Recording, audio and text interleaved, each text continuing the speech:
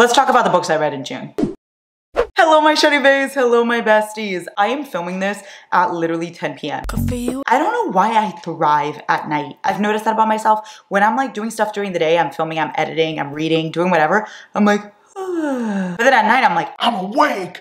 Life is mine for the taking. Look at my superheroes in Scones cup. Krista and Becca Ritchie sent me this. Let that sink in for a moment. I'm letting it sink in. Is it sinking in? Anyway, let's drink from it.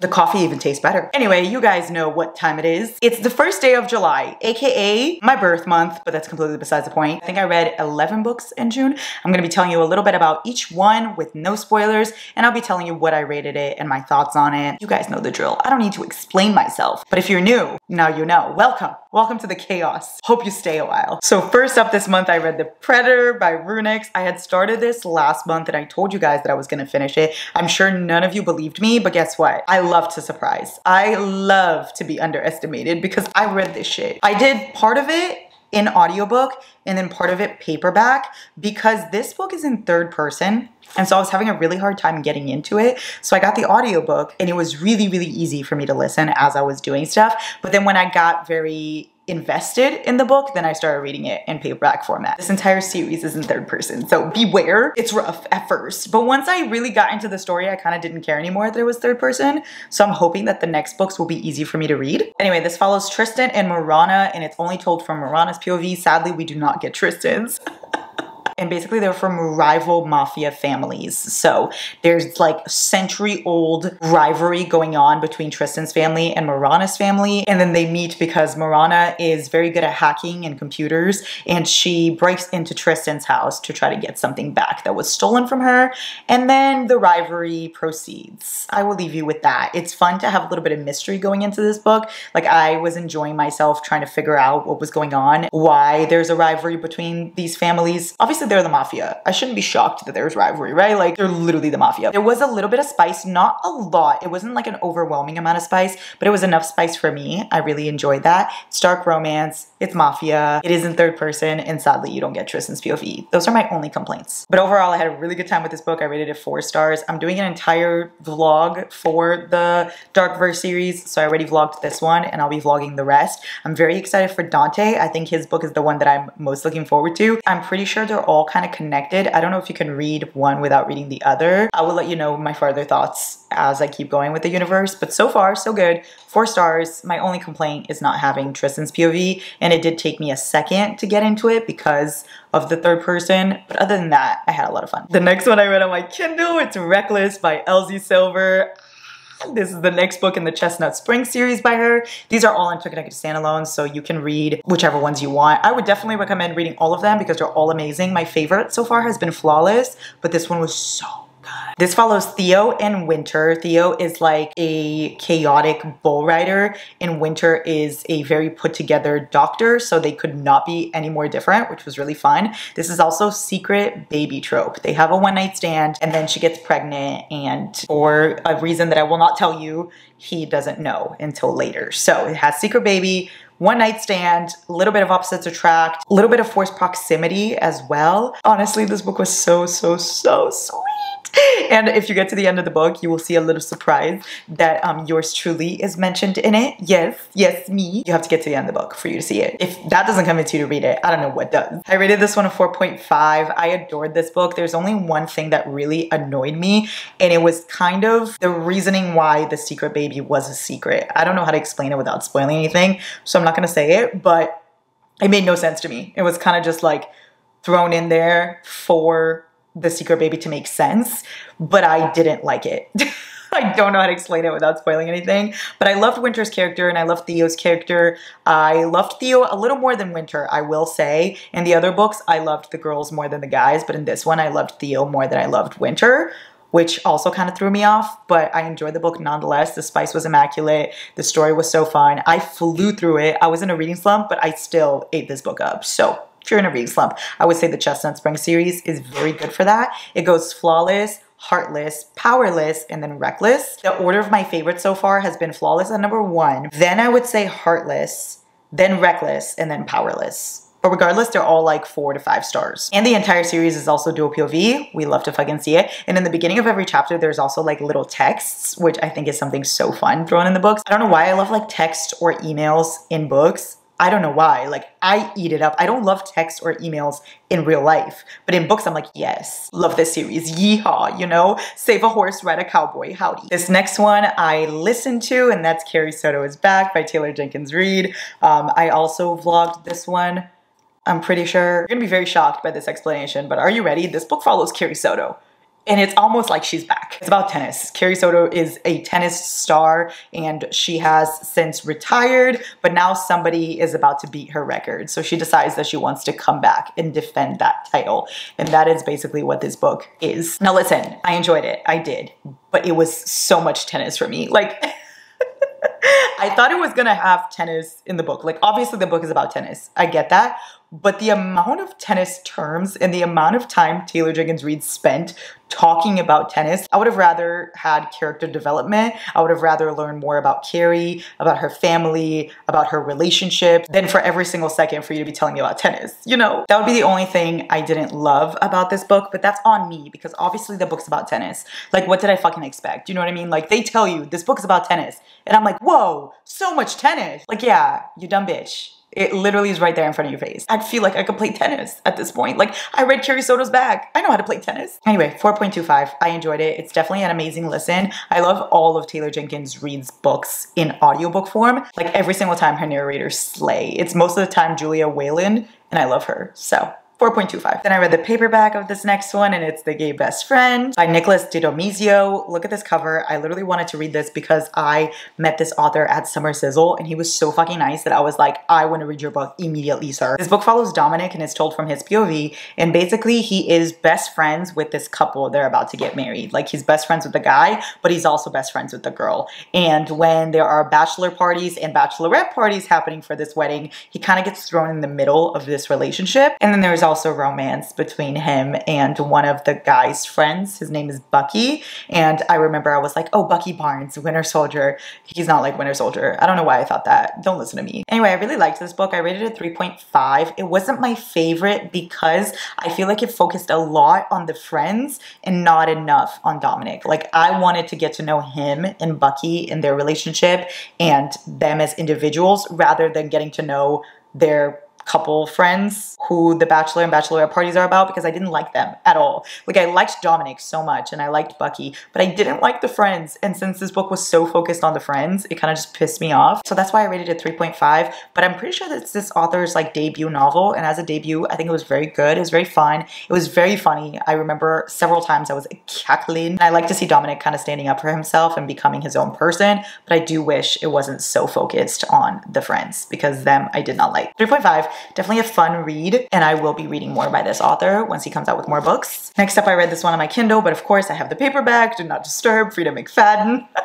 As you guys know, I've been going through a Frida McFadden kick, and I've been going through all of her books. So here I am on Do Not Disturb. Disturbed I was not. This book follows this woman, Quinn, and basically she commits a crime, and to avoid spending life in prison, she runs away. And as she's running away, there's like a really bad storm, and so she stops in this motel in the middle of the road called the Baxter Motel, and she's like, I'm just gonna stay here and like weather out the storm. Is that how you say it? Weather out the storm? Oh my God. Weather out the storm. Anyway, she decides to stay at this motel. Then she realizes that this motel is a bit unhinged, so she must not only run away to avoid life in prison, but she must survive the night as well. It kind of felt like, what's that one show?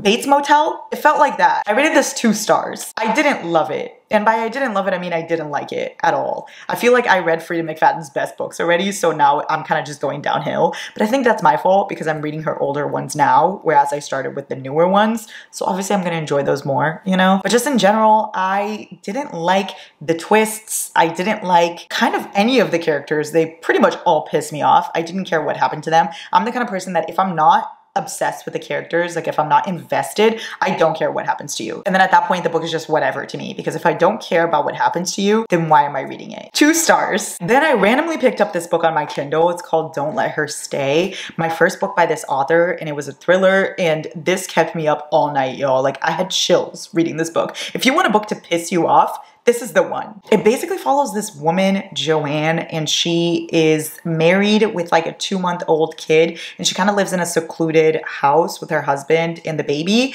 And then her husband's daughter comes to live with them. Her name's Chloe, and she is a daughter from a previous marriage. She's kind of estranged from her dad, and she comes to live with them, kind of get to know her dad again. But then Joanne starts to notice things go a little bit crazy in the house. Did she make a mistake in letting Chloe come live with them? Is it too late to ask her to leave? Listen. I've never been so gaslighted by a book before in my entire life. This book, it quite literally just took me for the most insane ride. It just pissed me off. It pissed me off so much, but also I was having a good time. I couldn't stop reading it, but it angered me.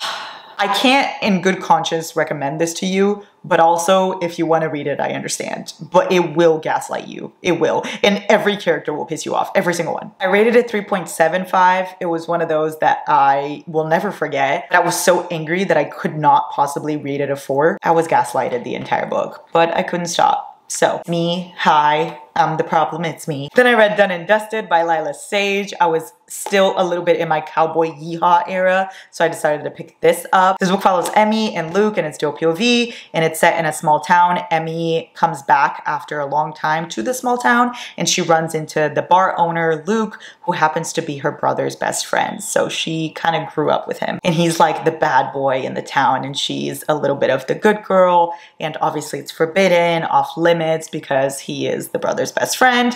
I think there's also a little bit of age gap, if I'm not mistaken, but it might not be too much. And it was spicy. Spicy. The spice took me by surprise, because this cover, okay, it does not tell me that this book is going to be spicy. It does not give spice, but it is. There's a scene with whiskey being spit into one's mouth that quite literally had my jaw on the floor. I hate spit.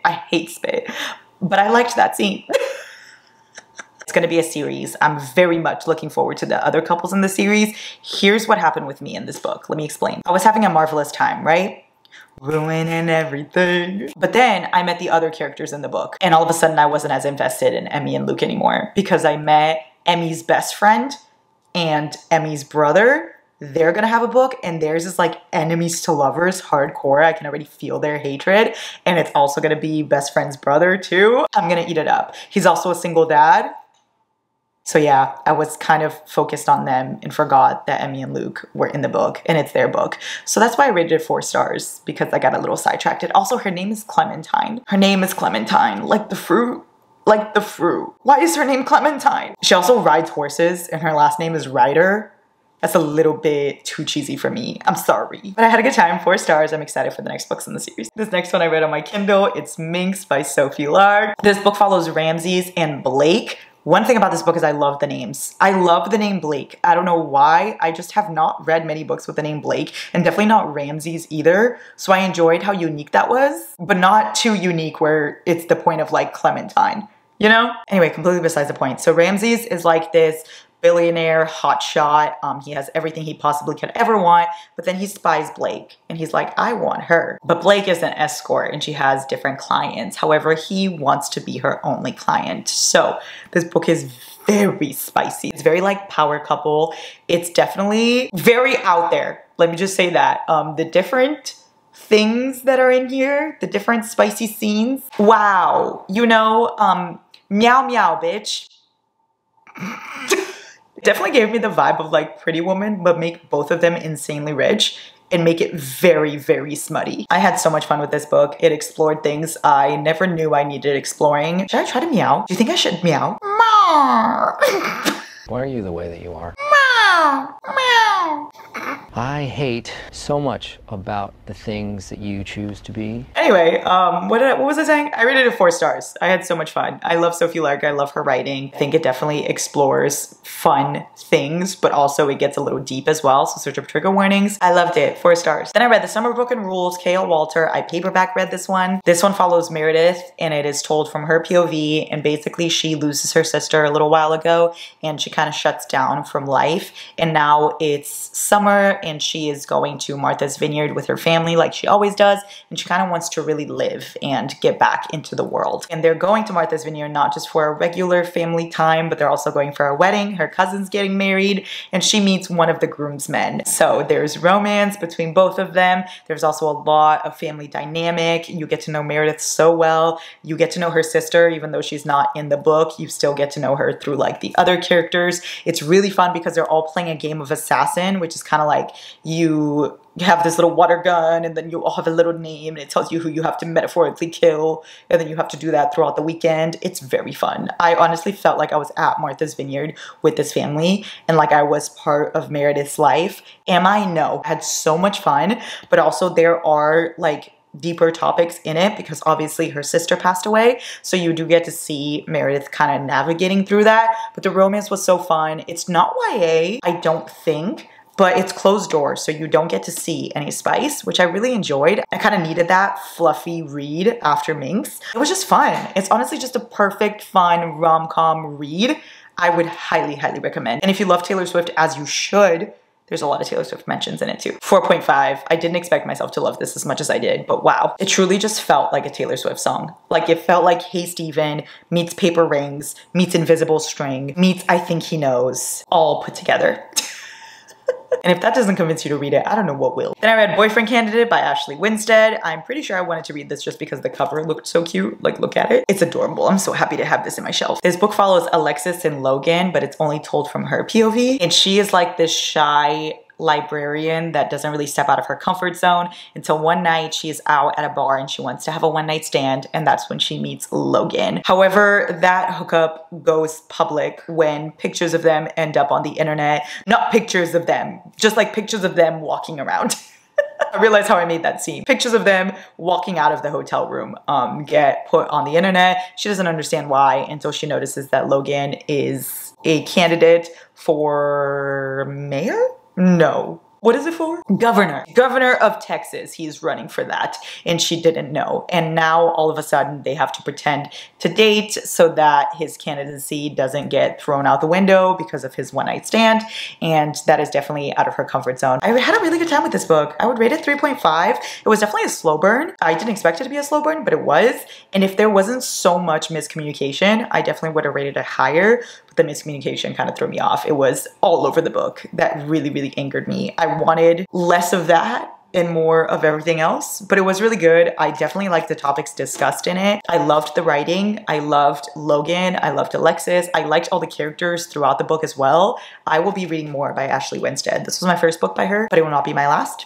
3.5. And lastly, I read His and Hers by Alice Feeney. This is the last book I finished reading this month. I'm in the middle of another one, but I haven't finished it, so I'll include it in next month's wrap up. I don't want to tell you too much about this book because on all thrillers, I think you should just go into it as blindly as you possibly can. I'll read you the back. It just says, when a woman is murdered in Blacktown, newsreader Anna Andrews is reluctant to cover the case. Detective Jack Harper is suspicious of her involvement until he becomes a suspect in his own murder investigation. That's literally all that it says, and that is all I will leave you with. It's told from 2 POVs, and it's also told in different like times. Like it'll say like Monday 12 p.m., Monday 11 a.m., Tuesday 12 p.m., you know? So you kind of go a little bit back and forth between both of them and between different times, which got a little confusing to me. I'm not gonna lie. I rated it 2 stars. I did not like it. I loved Rock, Paper, Scissors by Alice Feeney, but this one was a bit too confusing for my liking. I was confused 99% of the time, which in Alice Feeney's defense, I was also confused in Rock, Paper, Scissors. But the twist in that one really got me, whereas the twist in this one just angered me. I was just like, what the fuck is this? Why? And for what? And for why? And what the fuck? Definitely did not enjoy myself. Definitely just pushed through it just so that I could say I finished. It wasn't worth it in my personal opinion. It was just confusing for no reason at all. It felt like the author was trying to make me confused so that the twist kind of hits you more. Don't make me feel like I'm dumb because the writing was confusing. I could see why people like this book, but those people are not me. 2 stars. Those are all the books I read this month, my beautiful shoddy bays. Here they are. Hold on. Here they are, plus the ones that I read on my Kindle. Yay. Let me know what you read this month. Let me know what your favorite book was or your least favorite book was. Let's keep things spicy. Let me know if you read any of these and what you thought of them. I hope you have such a great day. I love you so much. It is now officially my birth month. Woo, July 21st. Okay. Anyway, I love you. I love you. I love you.